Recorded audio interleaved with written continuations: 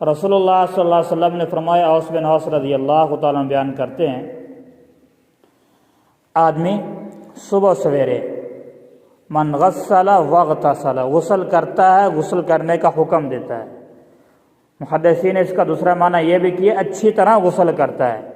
اور صحیح بخاری کے روایت کے الفاظ ہیں وَالدُّهْنَ بِالدُّهْنِ وَالطِّيبَ بِالطِّيبِ، غسل کرنے کے بعد اپنے تیل سے تیل لگاتا ہے، اپنی خوشبو سے خوشبو لگاتا ہے۔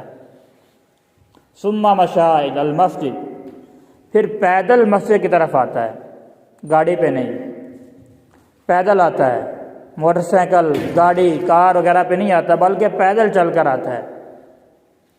ودنا، مسجد کے اندر آتا ہے، امام کے قریب ہو کر بیٹھتا ہے، غور کے ساتھ خطبے کو سنتا ہے۔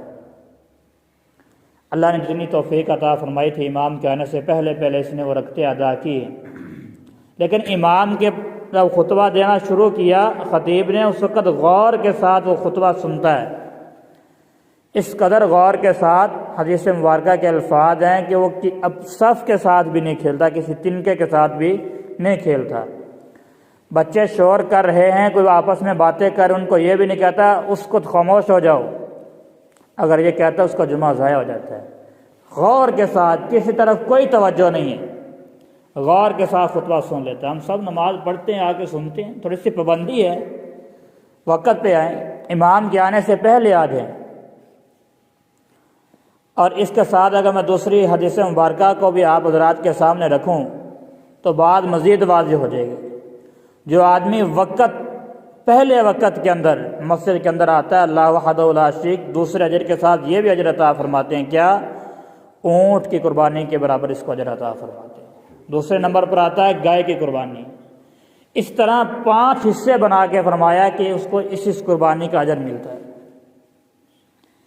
اب اس نے امام کے ساتھ نماز کو ادا کیا، نماز ادا کرنے کے بعد پیدل گھر جاتا ہے۔